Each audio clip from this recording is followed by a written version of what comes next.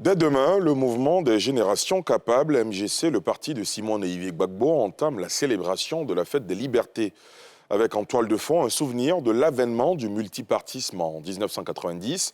L'événement prévu pour se tenir à Bondoukou, dans l'Est ivoirien, intervient un peu plus d'1 an après la naissance du parti dirigé par l'ex-première dame de Côte d'Ivoire et qui veut se positionner comme une force politique en mesure de jouer un rôle important, notamment lors de la prochaine présidentielle de 2025.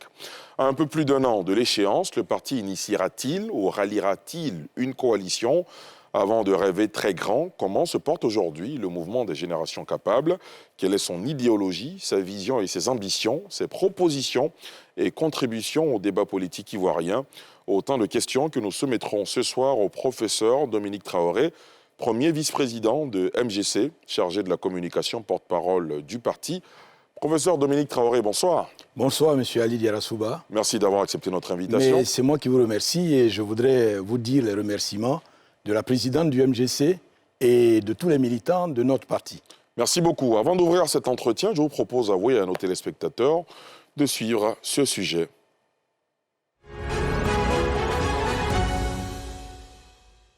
Dominique Cloniban-Traoré est l'invité ce soir de Sans réserve.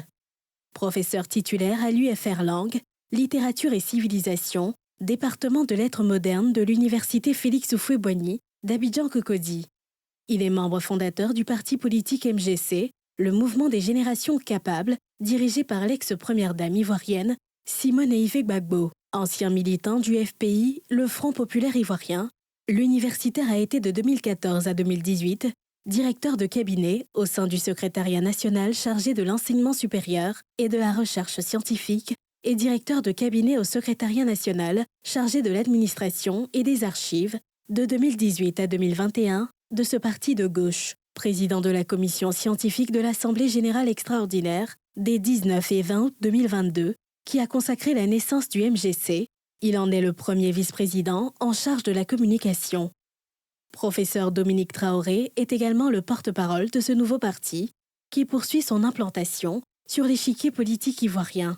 L'actualité politique marquée par les préparatifs dans les états-majors de la présidentielle de 2025, les questions sociales, la gauche ivoirienne, la vision du MGC sont entre autres les sujets qui seront abordés par Ali Diarra-Souba et son invité ce soir.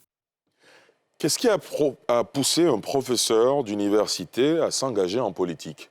À quand remonte votre engagement en politique, professeur Traoré? Mon engagement en politique remonte à très loin. Jeune élève, j'ai été au sein de l'Église catholique, dans le mouvement Cœur vaillant, âme vaillante. Ensuite, à la GEC, Jeunesse estudiantine catholique. La GEC très connue. Mais oui, et c'est là-bas que je me suis fait mes premières armes. Naturellement, après la GEC, je me suis intéressé à la politique en intégrant le Front populaire ivoirien.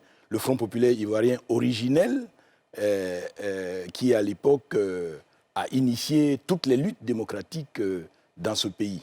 Et donc, ça fait déjà quelques années que je suis dans la politique avec des maîtres, justement, comme Dr Simone Yves Gbagbo, qui est présidente, justement, du MGC. À quand remonte, donc, votre rencontre avec Simone Yves Gbagbo? C'est elle qui vous inspire et vous initiez à la politique, à la base? Oh, elle fait partie... Au-delà de votre militantisme que vous avez décrit? Mais oui, elle fait partie des personnalités politiques qui ont été pour nous des modèles. Jeunes étudiants, nous avions un certain nombre de personnalités que nous considérions comme nos maîtres.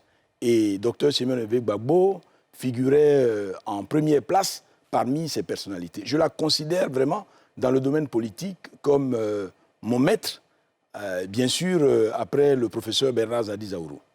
Alors, votre maître, pour parler comme vous, a créé depuis août 2022 un parti politique qui était un mouvement classique, ordinaire, avant, qui est devenu un parti politique en août 2022, le mouvement de génération capable qu'elle dirige. Là, vous vous apprêtez, enfin le mouvement s'apprête à organiser la fête des libertés à partir de demain à Bondoukou. C'est quoi les enjeux de cette fête des libertés quand on sait qu'il y a d'autres fêtes de liberté organisées par d'autres partis politiques?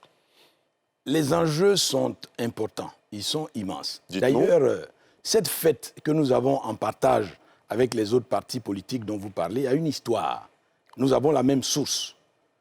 Souvent, les Ivoiriens oublient, la mémoire est oublieuse. Il y a quelques années, M. Ali Diarra-Souba, je ne serais pas dans cette salle devant vous, parce qu'on était en situation de parti unique, de pensée unique. Vous ne seriez pas sur cette chaîne, parce qu'il n'y avait qu'une seule chaîne. Cette époque est bien loin, derrière nous. Elle n'est pas si loin, M. Ali Diarra-Souba. On parle des années avant 1990. On peut vous le concéder. Ah oui. Alors donc, c'est une date que nous célébrons, celle du 30 avril 1990. À cette date-là, il y a eu un grand événement en Côte d'Ivoire. Le président Houphouët-Boigny, puissant président d'un parti puissant, le PDCI-RDA, a cédé. Nous a permis de renouer avec le multipartisme, la pensée plurielle, les organisations plurielles, les médias pluriels. Et donc cette fête-là que nous célébrons devrait être, de mon point de vue, une fête nationale. Parce que tous les Ivoiriens ont bénéficié des avantages de cet événement important. Voilà les enjeux. Il faut donc, à Bondoukou, se souvenir de cette lutte, fêter les libertés que nous avons pu conquérir et veiller à revendiquer davantage de libertés, notamment dans le domaine de la démocratie, notamment dans le domaine des médias. Vous nous invitez, mais il faut permettre que davantage les médias soient ouverts à tout le monde, sur tous les sujets et sur tous les domaines. Et vous êtes bien placé pour savoir que c'est le credo de NCI. Alors, dites-nous pourquoi Bondoukou, l'année dernière, la fête des libertés a eu lieu à Bouaké. Simone Gbagbo s'est fendue d'une déclaration avec beaucoup d'histoire. Elle a rappelé les événements de 2002, marqués par la rébellion armée en Côte d'Ivoire. Elle a indiqué qu'elle demandait sa part de pardon, qu'elle incitait à la réconciliation des Ivoiriens. Pourquoi Bondoukou cette fois-ci ?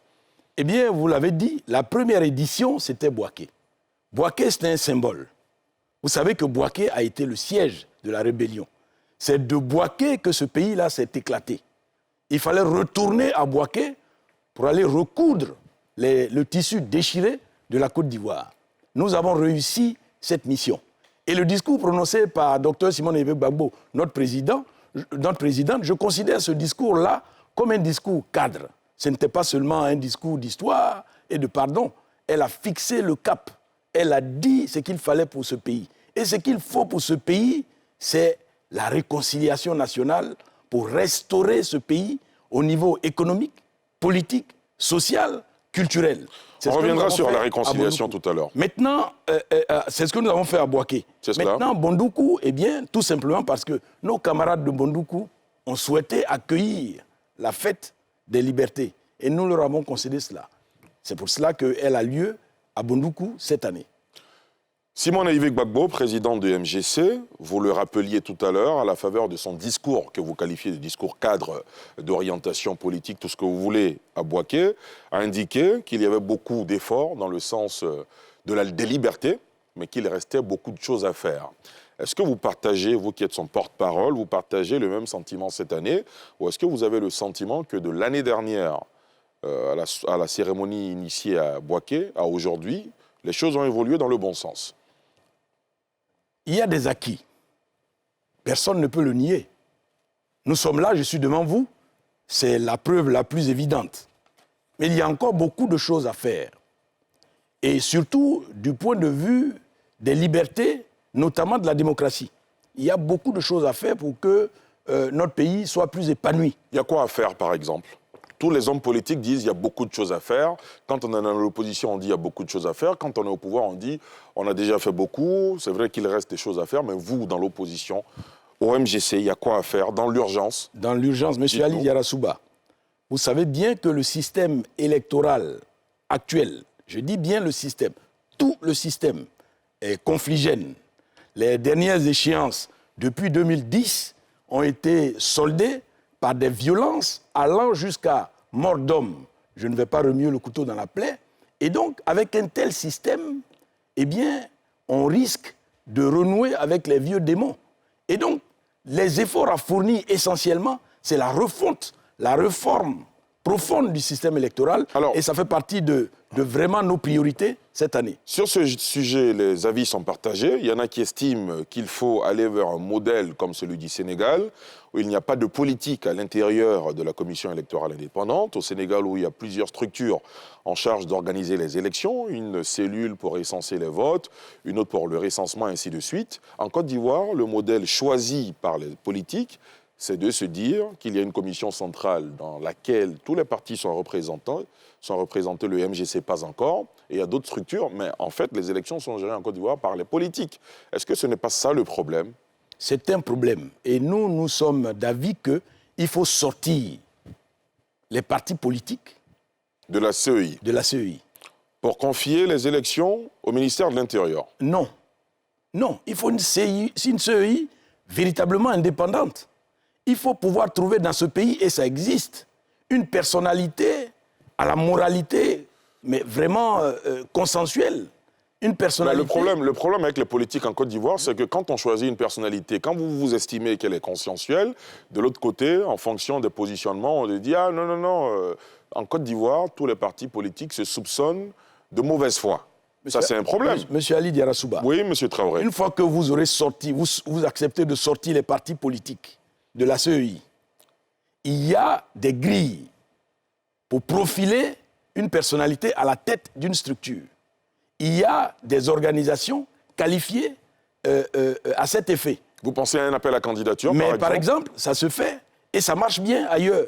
C'est ce qu'il faut faire. Les Ghanéens le font, ça a été fait ailleurs et ça marche bien. Quand vous avez trouvé cette personnalité, il faut donner les moyens qu'il faut à tous les responsables de la CEI pour qu'ils aient les coudées franches pour travailler et organiser de façon, j'ai envie de dire, transparente les élections. Nous sommes pour ce que les partis politiques sortent de la CEI.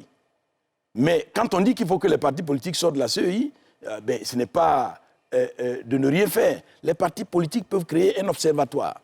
Et si votre option n'est pas retenue, que le MGC est invité à la table de la CEI, est-ce que vous verrez d'un bon œil que l'un de vos membres, ou peut-être vous-même, soyez membre de la CEI?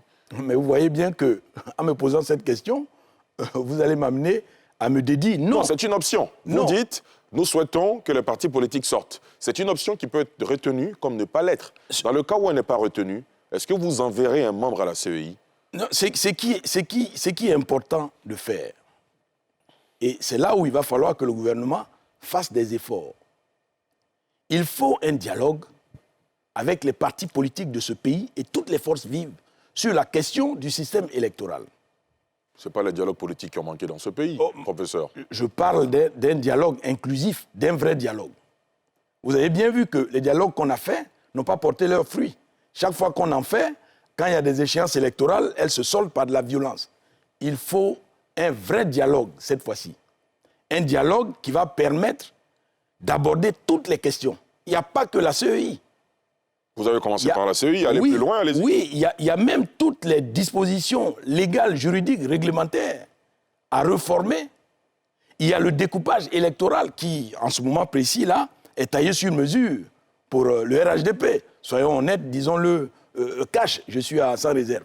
Oui, bien sûr, c'est pour ça que vous êtes là. Bien sûr. Donnez votre avis. Il y a l'environnement sécuritaire autour même des élections qu'il faut revoir. Quand vous dites environnement sécuritaire, ça veut dire quoi? Ah, mais vous avez bien vu que, quelquefois même, les représentants de la CEI sont violentés sur le terrain des opérations. C'est ça l'environnement sécuritaire. Il est arrivé dans ce pays-là que des candidats ou leurs représentants ne puissent pas avoir accès à des lieux par des actes de vandalisme organisés.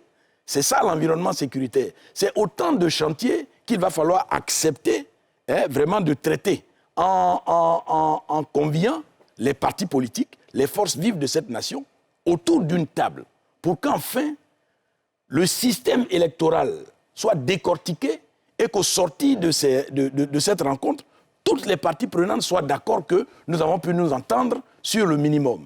De sorte que, quand il y aura une élection, à la fin de l'élection, comme ça s'est passé au Sénégal, eh bien, le vaincu puisse féliciter le vainqueur et qu'on ait une passation de charge dans les règles de l'art. On est à un peu plus d'un an, presque 1 an et demi de la prochaine présidentielle en Côte d'Ivoire, la question que beaucoup d'Ivoiriens et observateurs qui suivent, qui scrutent régulièrement l'activité de votre présidente, Dr Simone Ehifé Gbagbo, on se demande si elle sera candidate en 2025, elle qui a justement bénéficié d'une loi d'amnistie depuis 2018, me semble-t-il. Est-ce que Simone Gbagbo sera définitivement candidate à la prochaine présidentielle? Plus exactement, en 2018, elle a bénéficié d'une ordonnance qui a été ensuite... Oui, moi j'ai paraphrasé pour aller plus vite. Et vous demandez si elle sera candidate. Je vous assure que en septembre-octobre prochain, nous irons à une convention. Et là, le parti décidera de qui sera candidat pour le représenter. Là, vous ne parlez pas sans réserve. Mais non, je vais parler sans réserve. Je vous dis ce que le parti a prévu. Maintenant, moi, je fais partie de ceux qui vont œuvrer à ce que Dr Simone Ehifé Gbagbo accepte d'être la candidate du mouvement des générations capables à l'élection présidentielle d'octobre 2025. Parce que je pense que ce pays-là a besoin d'une personnalité de sa trempe pour sortir de l'ornière. Voilà. La Côte d'Ivoire est aujourd'hui à son 5e président, depuis le président Houphouët-Boigny, Henri Konan Bédié, le chef d'État Robert Gueye, le président Laurent Gbagbo, le président Alassane Ouattara aujourd'hui. Aucune femme, jusque-là, n'a réussi à se hisser même à la primature en Côte d'Ivoire.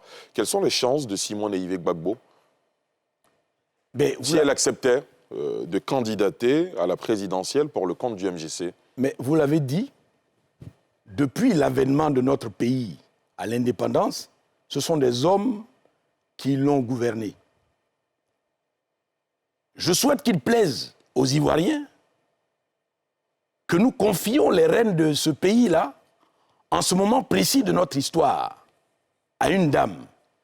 Mais pas seulement parce que c'est une dame, mais parce que c'est une chevronnée, une expérimentée de la politique, qui a des propositions à faire à la Côte d'Ivoire pour que ce pays-là atteigne le niveau qu'il mérite, le niveau de développement qu'il mérite. Plusieurs questions pendantes font l'actualité en ce moment.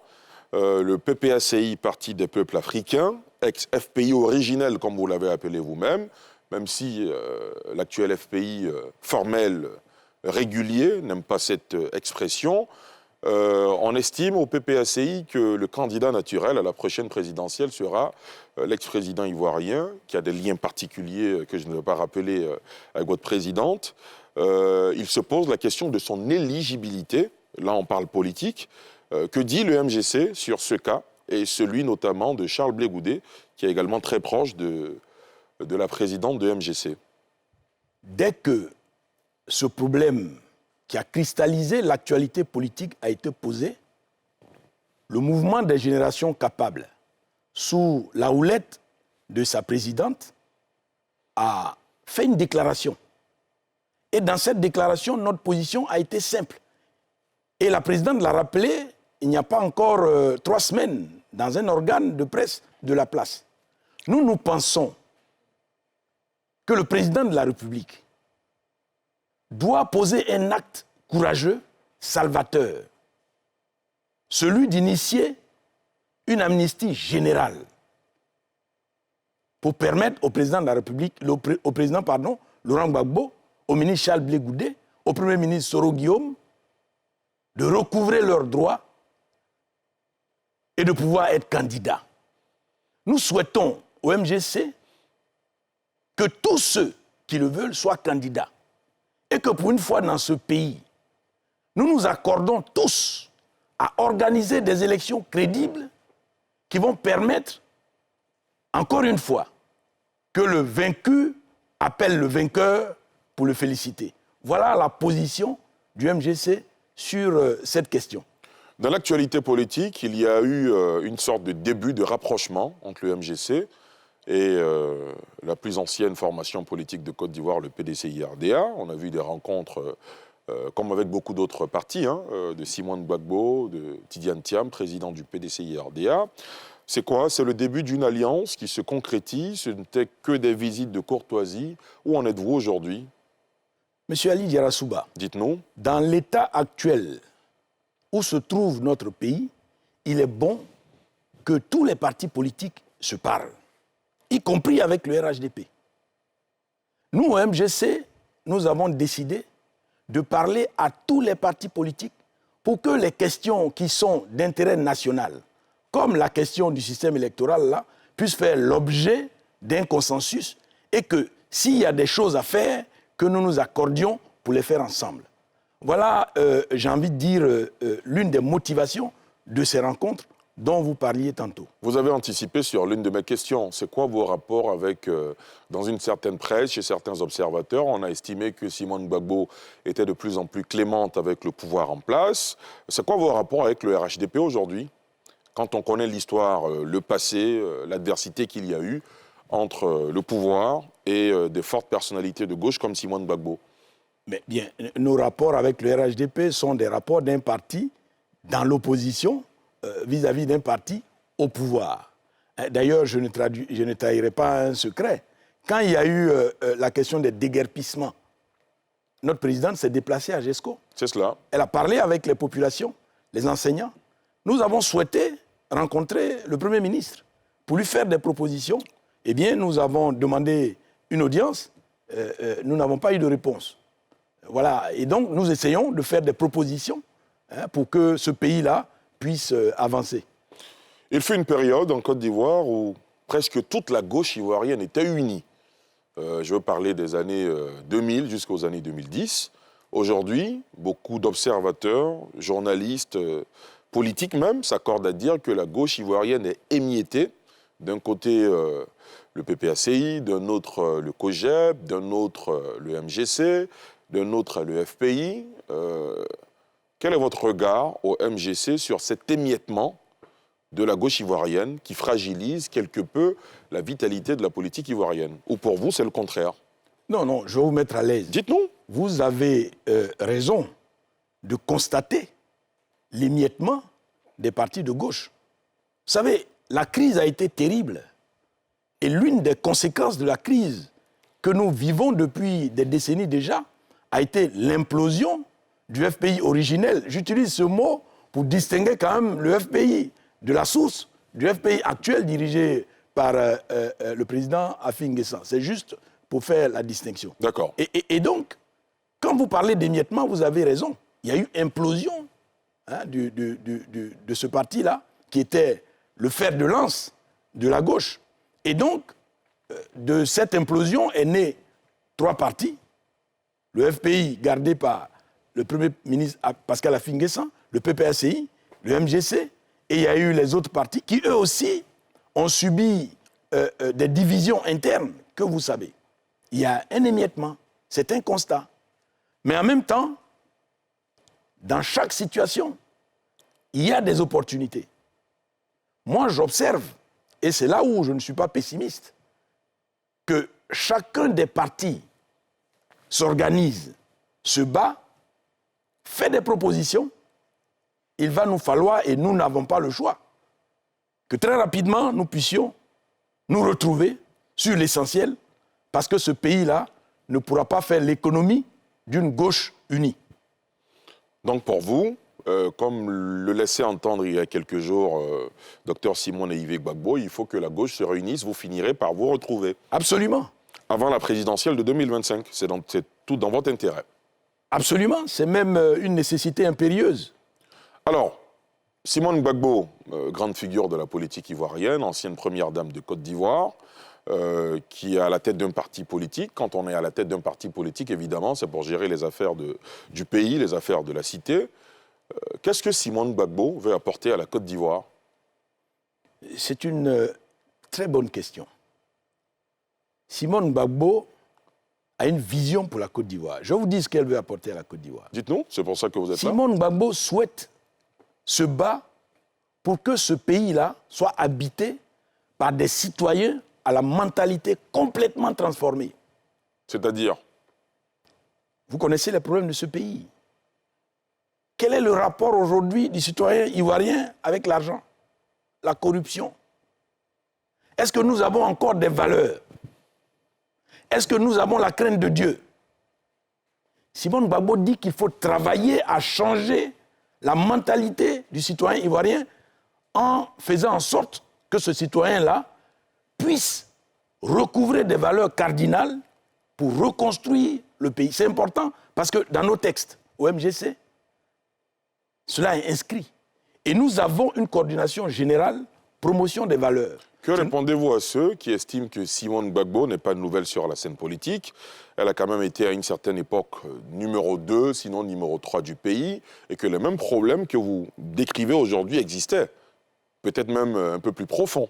Que répondez-vous à cela? Cher ami, nous sommes dans une émission où il faut parler cash. Mais absolument. Quelquefois, parlez-nous sans réserve. Quelquefois, il y a des propos politiciens. Sinon, de vous à moi, qu'est-ce que ce régime n'a pas vécu? À peine arrivé au pouvoir, le régime est frappé en plein cœur d'Abidjan, plusieurs fois, avant que 2002 n'arrive. Malgré cela, le régime auquel Dr Simone Evé Gbagbo appartenait a pu quand même nous permettre d'assainir nos finances pour arriver au point d'achèvement du PPTE. Non, non, on parlait de valeur morale d'abord, avant d'arriver sur l'économie. Allez-y. J'en viens, on peut parler de valeur morale. Oui. Mais quand un pays se voit imposer une guerre, la guerre n'est pas un jeu. On ne peut pas parler d'éthique et de morale quand il y a la guerre. On l'a connue pendant des décennies. Et c'est du haut de cette expérience douloureuse que Dr Simone Evé Gbagbo propose que ce pays-là renoue avec la paix, renoue avec les valeurs cardinales pour redémarrer, pour renaître. C'est logique ce que je dis. Alors, chez les hommes politiques ivoiriens en général, à l'approche d'une année électorale ou en période même de campagne en général, c'est des sujets qui ont attrait aux personnes. On est bien souvent loin des idées sur les projets qui pourraient avoir une incidence heureuse et positive sur la vie des Ivoiriens. Est-ce que le MGC, qui compte prendre toute sa part dans la prochaine présidentielle, s'engage à nous proposer des sujets qui amélioreraient les conditions de vie des Ivoiriens plutôt que de tomber dans les problèmes de personnes dont les Ivoiriens se lassent aujourd'hui? Absolument. Nous disons, et ce n'est pas anodin, c'est une marque d'identification. D'habitude, qu'entend-on? Il faut permettre aux Ivoiriens de manger à leur faim, il faut leur permettre de se soigner, il faut leur permettre de mettre leurs enfants à l'école. C'est une bonne chose. Mais nous disons que ça, c'est du basique. Il faut le faire, mais au-delà, et très rapidement, il faut faire en sorte que dans ce pays-là, chaque citoyen soit un créateur, un producteur de richesse pour lui-même et pour le pays. C'est un cap. Là, on a l'impression d'entendre un libéral parler. Ah non, pas du tout. Pas du tout. Production de richesse. Mais pas du tout. Mais les libéraux, eux, ne disent pas que chaque citoyen doit produire de la richesse. Les moyens de production pour les libéraux sont dans la main d'un bon capitaliste. C'est lui qui met les autres au travail. Et c'est lui qui jouit de la valeur ajoutée. Ce n'est pas de cela. Nous sommes des sociodémocrates. Et nous disons que chaque Ivoirien doit être producteur de richesse. Mais quand je le dis, ce n'est pas démagogique. Comment nous travaillons au MGC? Dites-nous. Sur le terrain. Dans nos bases, il y a essentiellement deux choses à faire. Nous voulons le pouvoir. Nous voulons des parcelles de pouvoir. Nous nous organisons, nous faisons ce travail politique pour recruter des militants, pour avoir des électeurs. C'est un travail que tous les partis politiques font. En plus, nous voilà ce que nous faisons. Tous nos militants doivent être formés, doivent avoir une profession. Nos militants sont organisés autour de projets locaux qui leur permettent de découvrir leur génie créateur, les capacités qu'ils ont. Et donc, nous travaillons sur la vie quotidienne des militants. Un produit comme l'anacarde dont on parle tant, et qui est un produit phare chez moi, puisque je suis de Katiola. Ah, d'accord. Oui. Vous n'êtes pas très loin de chez moi. Dans tout le Nord. Mais qu'est-ce que nous en faisons? Nous prenons les noix, nous les vendons à l'état brut. Nous sommes exposés à toutes les fluctuations des prix sur le plan international. Aujourd'hui, nos producteurs ne savent même plus à quel sein se vouer. Mais nous quoi votre solution? Nous disons aux producteurs, il faut apprendre à connaître ce produit. Parce qu'avec l'anacarde, on fait du lait. Avec l'anacarde, On fait du jus. Mais ça, tout le monde le On sait fait de aujourd'hui. l'éthanol. Non. Non. Tout le monde le sait. Mais ce que les gens ne savent pas, c'est que les paysans eux-mêmes, ils peuvent faire la transformation avec les moyens de bord, et nous le faisons. Si vous étiez à Bondoukou, si vous venez à Bondoukou demain, vous allez constater... Je n'ai pas été invité. Mon Dieu, je profite pour vous inviter. D'accord, poursuivez. Vous verrez que ces transformations dont je parle là, nos militants les réalisent avec leurs propres moyens. Il faut commencer par là. Ça peut être artisanal, mais ça permet de travailler et c'est comme ça qu'on bâtit des industries. Ailleurs, c'est ce qui s'est fait. La petite unité familiale, c'est elle qui devient une grande unité, je ne vais pas faire de publicité, où on a de grandes entreprises. C'est ce travail-là auquel nous invitons les Ivoiriens. Il faut leur apporter de l'information, de la formation. Il faut leur permettre de retrouver leur propre génie. C'est ça, le travail que le MGC veut initier dans ce pays. Aujourd'hui, le MGC compte combien de militants? Et en termes de maillage sur l'ensemble du territoire, est-ce que vous êtes partout? Monsieur Ali Diarra-Souba, oui, professeur. Avant de venir à votre émission, j'ai consulté les statistiques du nos parti. Statistiques. Nous sommes à environ 6 000 militants encartés. Enfin, c'est un mot que nous utilisons, qui n'est peut-être pas dans le dictionnaire. 6 000 militants qui ont leur carte, qui sont enregistrés, environ, en moyenne. Je ne vous parle pas des militants. Des sympathisants. Des sympathisants. Alors, ce que je peux vous dire sur cette question, nous sommes en plein déploiement dans le pays et à l'extérieur du pays.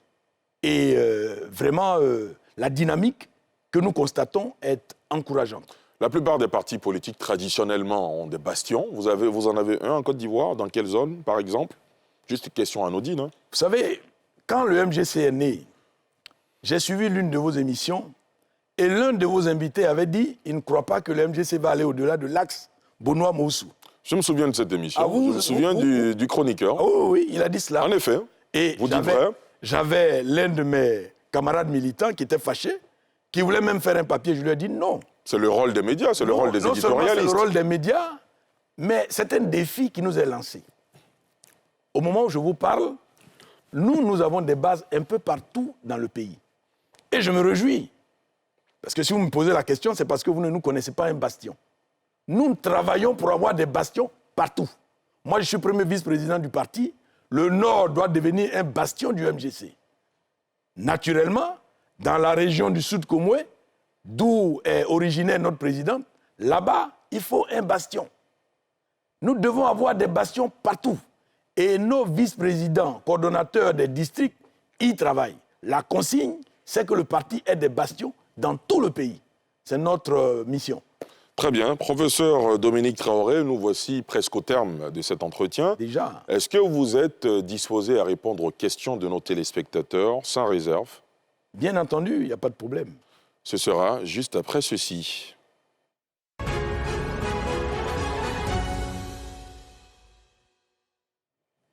Les questions des internautes avec le concours de la réalisation.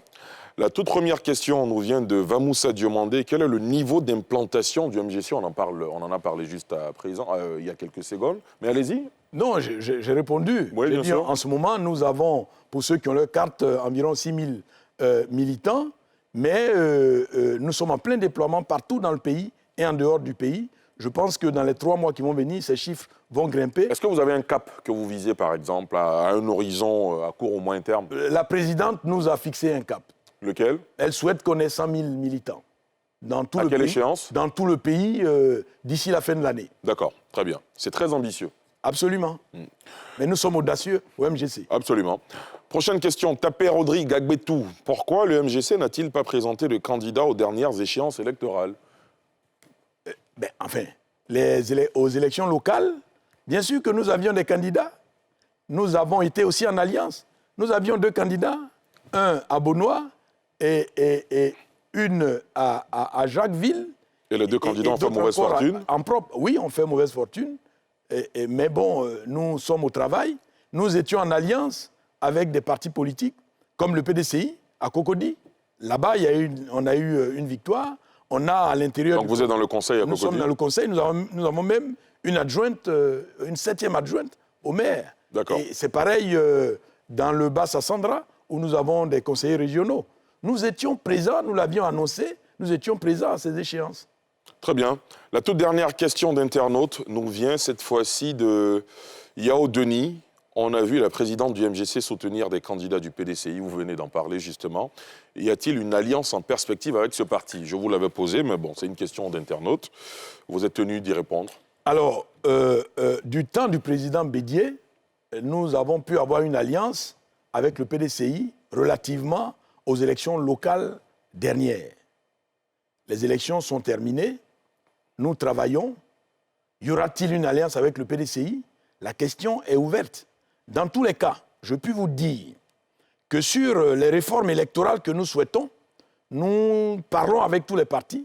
Nous avons même rendu visite aux partis politiques et nous allons voir les résultats de ces démarches. Pourquoi pas? On verra bien. En politique, rien n'est interdit. Tout est possible. Une alliance avec le RHDP est-elle possible? Je peux vous dire que, au sorti de notre Assemblée générale extraordinaire, nous avions décidé, tous ensemble, de ne pas avoir d'alliance avec le RHDP. Vous disiez tout à l'heure que tout est possible, c'est pour ça que je vous posais la question. Je vous dis, en l'état actuel des choses, d'accord, ce qu'il en est. Très bien. La toute dernière question, me dit-on, d'internaute, la question est de Sali, tout simplement. Quels sont les rapports du MGC avec le PPACI en tant que parti politique? Vous savez, avec le PPACI, nous avons des rapports de bonne camaraderie, puisque nous venons de la même source. Voilà, maintenant, chaque parti travaille à se déployer. Nous espérons, nous, que nous pourrons nous entendre bientôt sur des questions et pourquoi pas avoir, à minima, une coalition par endroit. Professeur Dominique Traoré, nous voici au terme de ce numéro de Sans Réserve. Avez-vous le sentiment d'avoir répondu à toutes nos questions sans réserve? Je pense avoir répondu à toutes vos questions sans réserve, M. Ali Diarra-Souba. Bonne chance et bon courage pour la fête des libertés que vous initiez dès demain à Bondoukou. Je vous remercie infiniment. Vous êtes invités autant que tous les Ivoiriens à nous rejoindre, à nous suivre depuis Bondoukou, où nous célébrons la fête des libertés. Merci beaucoup. Merci à vous, chers téléspectateurs et internautes, de nous avoir suivis. C'est la fin de ce numéro de Sans Réserve. Rendez-vous jeudi prochain. Je vous souhaite de passer une excellente soirée sur la nouvelle chaîne ivoirienne.